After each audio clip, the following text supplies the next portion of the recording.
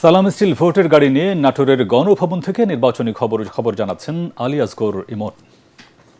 সালাম স্টিল ভোটের গাড়ি নিয়ে আমি এখন দাঁড়িয়ে আছি নাটোরের একটি বিখ্যাত ইতিহাস ঐতিহ্যের অপূর্ব নিদর্শন উত্তরা গণভবনের সামনে, যা একসময় দীঘাপাতিয়া রাজবাড়ি নামে পরিচিত ছিল। চলুন এখানকার স্থানীয় মানুষদের কাছ থেকে শুনি কেমন চলছে এখানকার নির্বাচনী হালচাল। রাজনীতি মানেই একটা বিজনেস হয়ে গেছে। আমি নিজে একটা ছোটোখাটো ব্যবসা করি, ঠিক আছে না? সবাই ব্যবসা বাণিজ্য করে খাক, আমি এটাই প্রত্যাশা করি। সুষ্ঠু নির্বাচন, সুষ্ঠু একটা নেতা চাই, আমরা একটা ভালো মাপের একটা নেতা চাই। সেই নেতার দ্বারাই যেন আমার এলাকার, নাটোরের এলাকার উন্নয়ন যেন ভালো হয়। দেশটা যেভাবে ভালো হয় সেভাবে সবাই জানি আমরা করতে পারি, একক না, সবাই মিলা ভালো করতে পারি, সেটা আমার প্রত্যাশা। নাটোরের উত্তরা গণভবনের সামনে থেকে শুনছিলাম সাধারণ মানুষের নির্বাচনী ভাবনা।